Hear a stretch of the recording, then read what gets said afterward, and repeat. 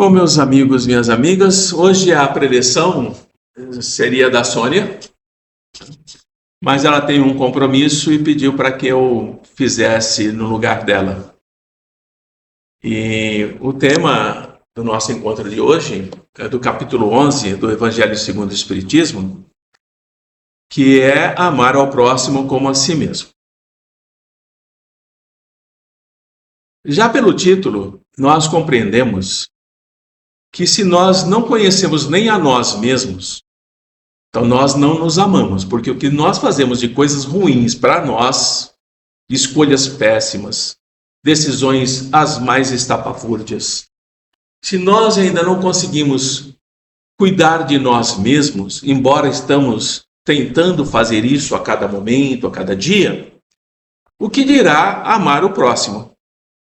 Fica muito mais complexo, muito mais distante, muito mais difícil.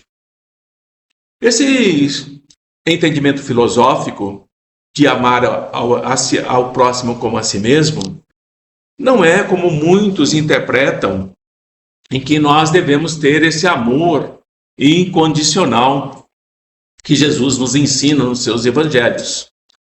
O amor incondicional, nós só seremos capazes de tê-lo, mas somente quando nós estivermos ali próximo à evolução do nosso Mestre Jesus. Ali nós saberemos amar incondicionalmente. Até então não saberemos. Podemos sim reencarnar, não na Terra, em mundos de regeneração, podemos reencarnar em mundos felizes, mas mesmo nesses mundos nós ainda não seremos capazes de amar incondicionalmente. Só alcançaremos esse propósito, esse nosso horizonte, quando estivermos nos mundos celestes, onde existem os espíritos puros, aqueles que não precisam reencarnar novamente. Assim, nós começaremos a delinear o que é amar o próximo incondicionalmente. Até então, o que eu estou dizendo para nós todos é: não vamos nos lamentar, nos condenar, nos julgar diante da nossa incapacidade de amar. Não somos capazes. Não somos. Entendemos o que é, mas não sabemos o caminho, como espírito que somos. O que nós temos em nós, no momento, é o entendimento daquilo que é bondade. Isso nós já entendemos e procuramos praticar. Além dessa bondade, nós nos perdemos. Nós nos confundimos e trabalhamos de uma forma de acordo com a fragilidade que todos nós possuímos. Por isso que Jesus nos fala no seu evangelho que o maior mandamento que ele nos deixava era amar o Senhor teu Deus. Olha que interessante. O teu Deus. Então, o Deus da Eliana, o Deus do Edson, o Deus dela, o Deus do outro, cada um tem o seu Deus. De todo o teu coração. Então, o meu coração vai amar de uma forma. O coração de vocês amará de outra forma. Consequentemente, eu não posso e não devo impor a todos vocês a forma de amar que eu entendo. Porque isso é não respeitar o próximo. E Jesus ainda continua: de toda a tua alma. Veja como ele vai particularizando a forma de amar e de entender. Porque a minha alma é diferente da alma de vocês. A alma de cada um de nós saberá amar de uma forma. E Jesus ainda termina: de todo o teu entendimento. Como é que eu entendo Deus? Como é que eu entendo a minha alma? E como é que eu entendo o que é amar? Portanto, nesse primeiro e maior mandamento, ele nos liberta para amarmos Deus da forma que nós entendemos, da forma que nós conhecemos e da forma que nós aprendemos ao longo das nossas existências a alma que somos hoje. Porque não vamos nos enganar que já odiamos Deus muitas vezes. Já imprecamos, já blasfemamos contra esse Deus. E já lutamos contra ele. E hoje nós falamos dele, da forma como Jesus nos ensina. Portanto, esse é o maior mandamento. Jesus está nos mostrando que toda a essência da vida se encontra estabelecida no amor que o Pai quer que nós aprendamos. A essência do amor é de procedência divina. E o Mestre Jesus nos fala isso. O Pai vos ama. Eu vos amo. Eu vos chamo de amigos. E o amigo dá a vida pelo outro. Isso é amor incondicional. Alcançar esse clímax, esse auge, é o processo da nossa evolução. Não vamos conseguir alcançar esse processo, esse clímax, agora, nessa encarnação. Nós somos muito crianças ainda, estamos engatinhando ainda. Nós não estamos a passos largos no caminho do amor. Nós estamos engatinhando, mal conseguimos sair do chão. E é esse cometimento de entender o que o Mestre está nos falando, é que é o processo da nossa evolução como espíritos.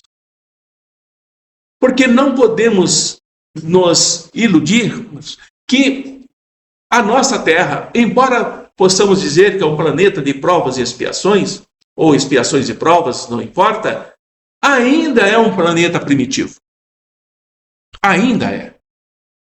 Nós estamos na transição desse primitivismo para expiações e provas. E já estamos visualizando sutilmente no horizonte da nossa alma a regeneração. Como é que podemos desejar um planeta de regeneração em nosso momento atual, se nós ainda carregamos provas e expiações, que são doenças, sofrimentos, mágoas, angústias, guerras. É isso.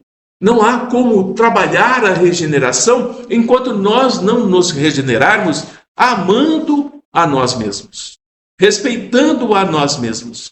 E aí respeitaremos o outro. Não haverá essas tragédias que imperam ainda em nosso planeta azul. Então, o cometimento audacioso de amar é algo que precisamos trabalhar de forma inteligente, que precisamos trabalhar buscando um caminho em nós mesmos. Qual é o caminho que eu devo seguir para entender o que é que Jesus está falando sobre o amor? E isso é um trabalho lento, ao longo de épocas e épocas. E Jesus complementa esse maior mandamento, que é amar a Deus acima de todas as coisas, com o segundo mandamento, não menos importante, que é amarás o teu próximo como a ti mesmo. Olha que interessante. Oi, Ana. Amará o teu próximo como a ti mesmo. Como é que eu me amo? Porque a forma como eu me amo é a forma como eu vou amar o outro. E essa forma de amar a mim mesmo só consigo percebê-la quando eu passo a me conhecer. As minhas sombras, os meus medos, as minhas atitudes, as mais cabíveis ou não.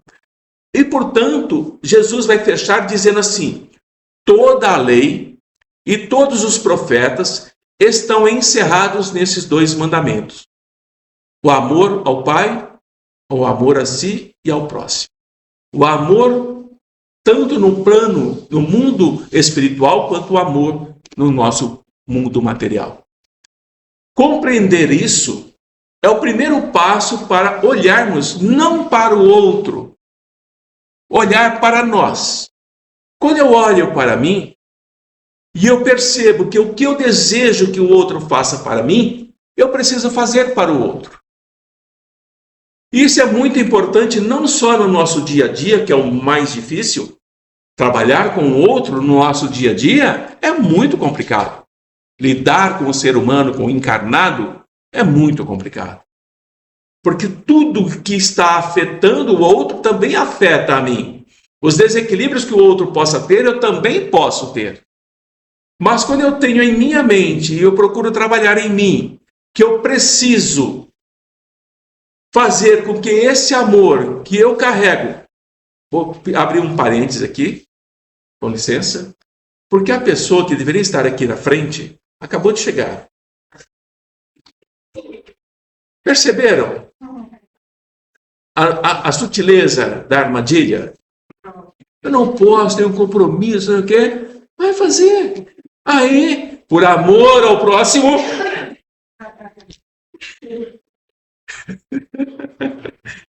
eu me propus a fazer. E eis-me aqui. Tá com raiva dela. Menina, raiva é pouco. Não. Mas vamos lá. Mas a forma de brincar também é uma forma de amar. Sim. Né? Porque você ama tanto a pessoa que você se permite esse tipo de brincadeira, né? Que você sabe que não vai magoar, que não vai trazer feridas, que não vai abalar de uma forma negativa a estrutura espiritual do outro. Né? Então é uma forma de amar. Então vamos lá. O que é que acontece conosco? Joana de Ângeles nos fala que o homem, nós, estamos vivendo nesse planeta e em outros para aprendermos a amar. Olha que interessante. Além de aprendermos a amar, também sermos amados. A reciprocidade, o amor e o amor. Iluminando a sombra que carregamos em nós mesmos e fazendo o nosso espírito prevalecer. O que é o espírito prevalecer? É quando todo o nosso ego, todo o nosso egoísmo, todo o nosso egocentrismo, tudo aquilo que nós queremos para nós, perde sentido. Não faz mais sentido. Não nos afeta em nada. E é nesse instante que nós estamos aprendendo a amar e reconhecendo que o outro nos ama. E é esse processo de aprender a amar e ser amado é que vai encerrar essa jornada de autoconquista que nós temos. A autoconquista de cada um de nós é a transformação dos nossos impulsos. Sabe aquele impulso que você tem às vezes que você fala e contém? Dos nossos sentimentos. Quando eu transformo o meu impulso, às vezes de ira, às vezes de desprezo, às vezes de sarcasmo, eu trabalho esse impulso e modifico para uma atitude lúcida, em que eu devo compreender que o outro está, sim, me agredindo, talvez de forma inconsciente. Mas para nós termos essa sutileza de entender o outro, nós precisamos nos conhecer. Nos modificarmos ao longo do tempo. De uma pessoa irracível, totalmente beligerante, provocadora, zombeteira, para um outro ser que pouco a pouco vai trabalhando a si mesmo e deixa de reagir pelo impulso. Não tão impulsivo, vez ou outra impulsivo. Porque o impulso faz parte de nós. Não temos como suprimi-lo, não temos como matá-lo, porque ele faz parte de nós.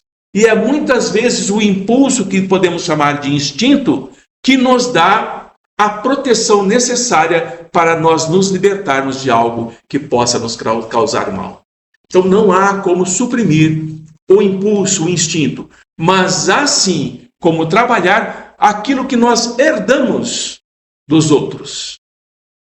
Daqueles que herdamos na escola, que herdamos no nosso lar, que herdamos nos nossos amigos, e que tomamos a princípio como bom.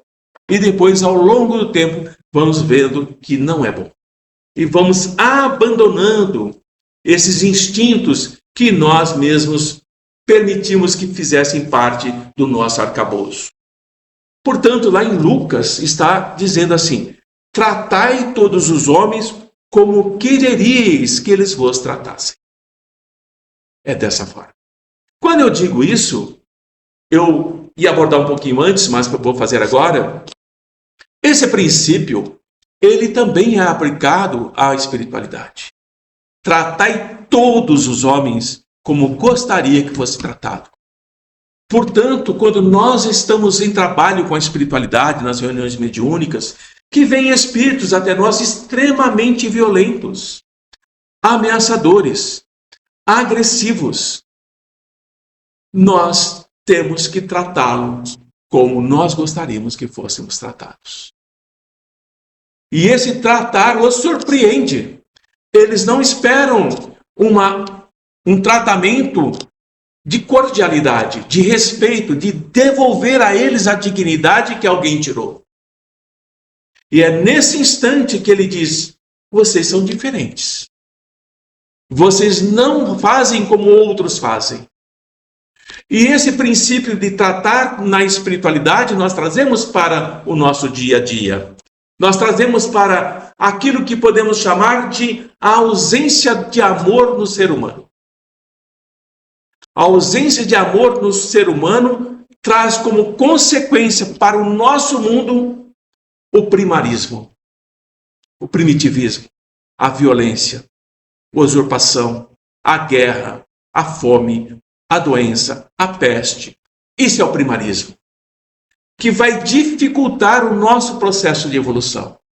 Enquanto tivermos isso que estamos presenciando, que faz parte do nosso processo evolutivo, Jesus já o disse: haverá pranto e ranger de dentes.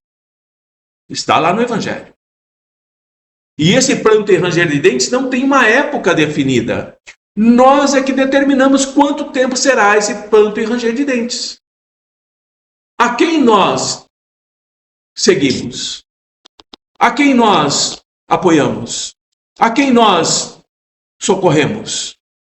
Portanto, o processo de evolução vai causar em nós a meditação e a reflexão do porquê estamos vivendo isso. E esses conflitos que presenciamos são perfeitamente dispensáveis, não são necessários. Por isso que o Mestre nos fala que a terra será dos mansos e pacíficos, daqueles que amam e são amados, daqueles que cuidam e são cuidados, daqueles que não são perturbadores de si mesmos e do próximo. Enquanto o amor, que Joana fala, estiver ausente em nós, nós viveremos pranto e ranger de dentes. Não sairemos do abismo onde nós mesmos nos lançamos.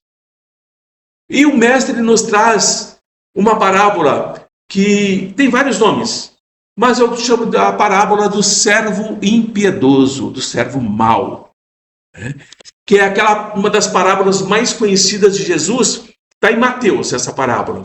E essa parábola ela vai ilustrar a importância do perdão e da transformação interior.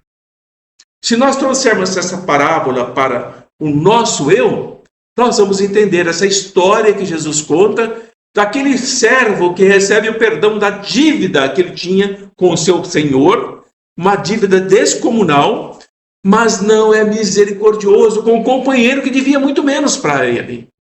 Não é misericordioso, não trabalha o perdão.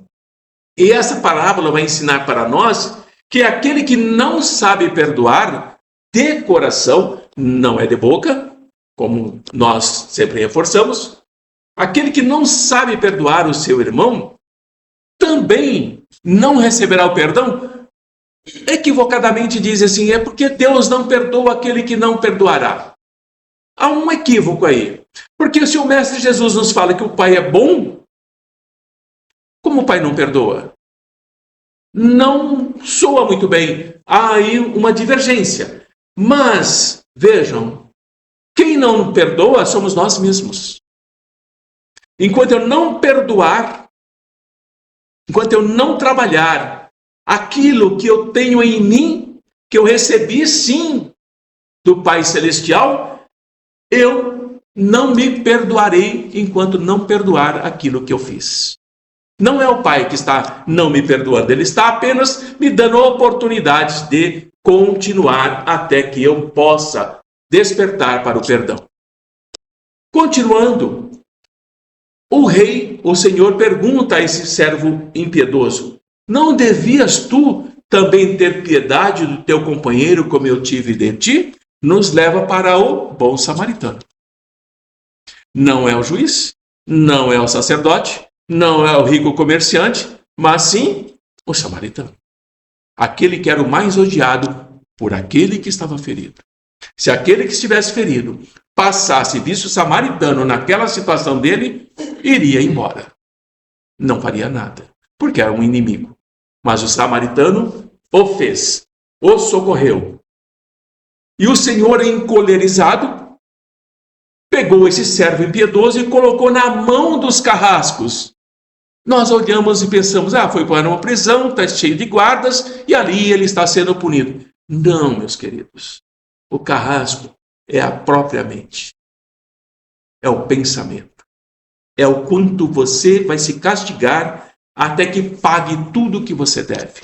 Daí não sairás enquanto não pagares o último centavo. Precisa recuperar, reconsiderar, retrabalhar.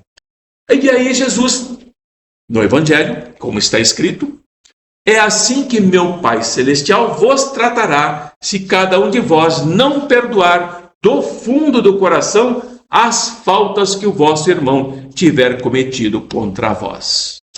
Fazendo um laço com a espiritualidade, muitos espíritos que chegam até nós têm sérios conflitos com encarnados que aqui comparecem e ficam conosco para conversarmos e dizem: não perdoo. O que ele fez comigo, com a minha família, eu não perdoo. Eu sei o que vai acontecer comigo. Eu sei que eu terei que responder por isso, mas não perdoo. A dureza do coração, a frieza. Mas ele não era assim. Ele se tornou assim. E a pergunta que nos cabe é: o que aconteceu com esse irmão para que ele se tornasse assim? O que foi feito com ele? E ao nos perguntarmos isso, nós percebemos o porquê a dor dele é muito maior do que a que nós imaginamos.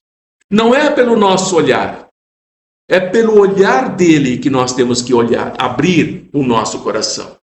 Portanto, amar a nós encarnados, socorrendo no passe, socorrendo numa entrevista, também é amar a espiritualidade que chega nessas condições.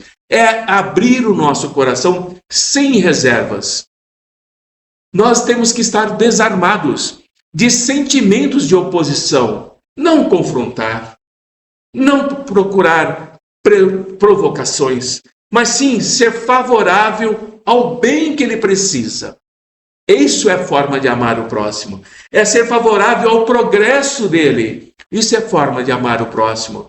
Mesmo quando nós discordamos das colocações que ele está apresentando. Não concordamos.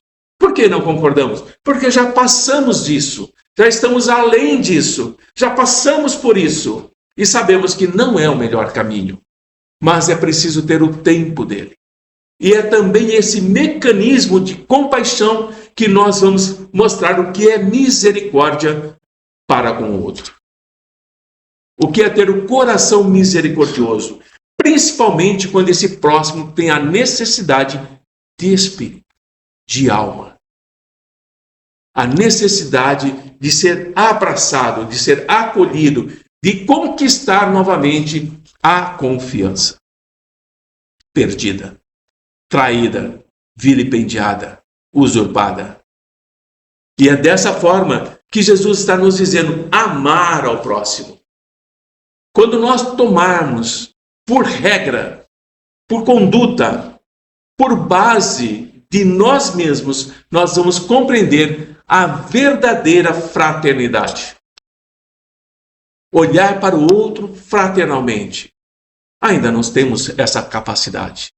Mas quando assim alcançarmos, e alcançaremos, não tenho dúvida, vai reinar a paz e a justiça. O pranto e ranger de dentes do Mestre Jesus desaparecerá. Chegará o futuro que pertence ao Espírito.